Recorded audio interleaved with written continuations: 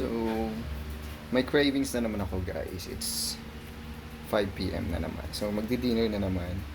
So, ang cravings ko ngayon, chow fan. Pero, since gusto ko magtipid, gagawa tayo ng sarili nating fried rice chow fan. And, lalagyan din natin ng twist. So, buti na lang meron pa tayo ditong onion mix. Tapos meron tayong butter. Meron din tayong sesame seed. Pang toppings sa rice. Ay, mali. Ulam to ng mga aso ko. Ano to? Pork. Ito na lang natira, spare ribs. So, bigyan natin ng twist. So, may hotdog. Meron pa tayong lobster ball. Ayan. Tapos may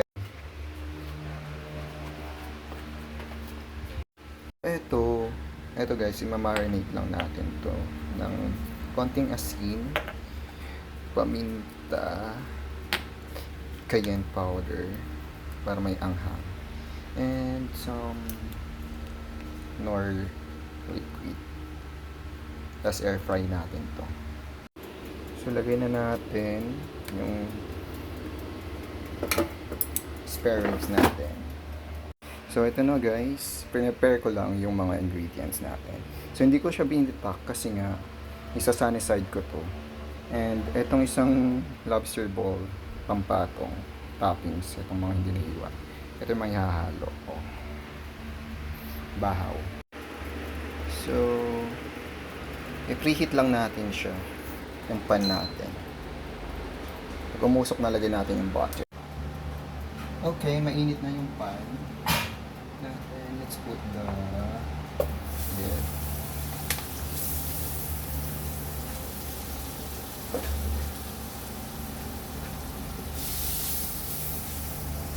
Battery, please charge. Yung bawang.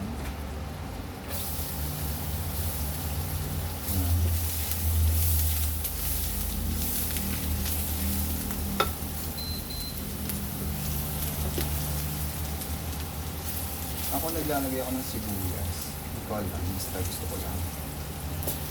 Matamis-tamis kasi para sa akin ng sibuyas.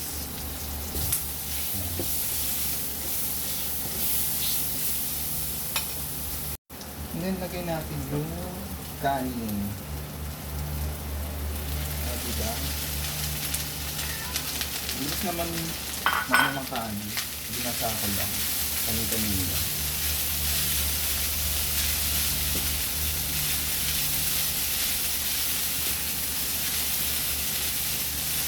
Haluin lang natin. And timplahan lang natin ng konting asin, konting paminta. Diba? Ganun lang. Simple. And just put some oyster sauce.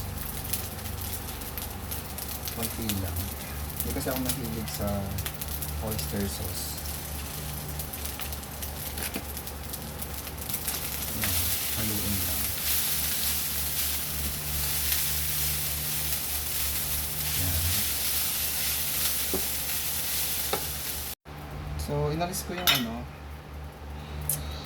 kanin kasi nga piprito natin yung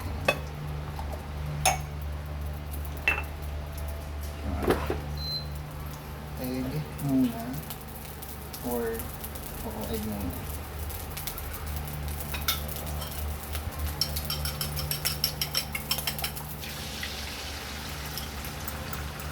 Padami yung mantika ko. Okay lang yan. Unhealthy tayo today. Today lang naman. So, kailangan siyang maluto kasi nga ihahalo to sa kanin natin.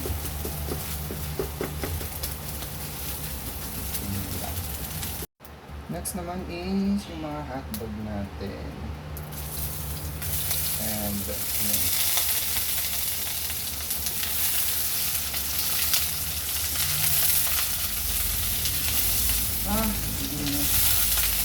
Nakalimutan kong ano.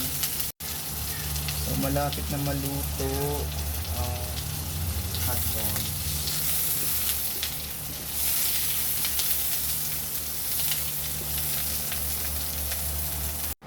So, tapos na natin iluto yung iba. Ito naman sunod natin. Gisa-gisa. Wow.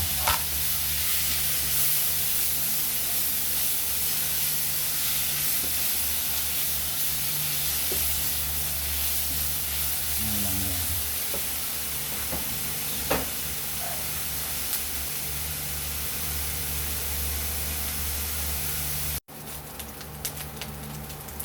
Lagyan na natin yung kanin kasi. Gusto ko siyang medyo matupong. Yung parang dry. Oh, pang tatlong kainan to. Ang dami. Mag-isa lang ako. Ang dami pala ng kanin pag na-fried rice. Pag nasasangan. Ang konting tignan kapag hindi nasangan. Lagyan na natin yung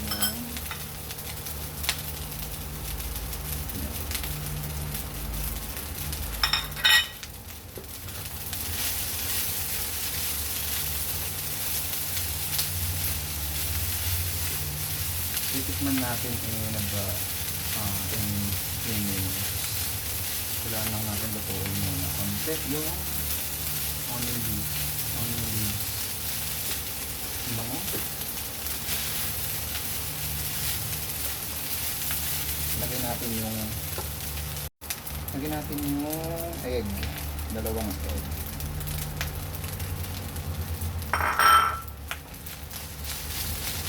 Yan. Kompleto ricado.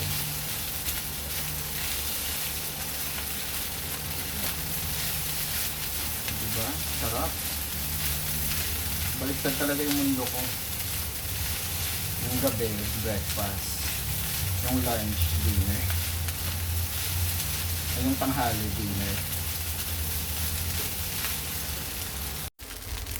Look at that, guys. I'm almost done. Ipiprito ko na lang yung sunny side egg ko. Para may pang decoration ako on top of it. So, ito na yung egg. Nabasag yung dilaw.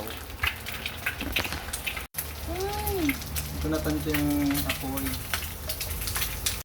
So, ito na ho ang finished product. Ang init.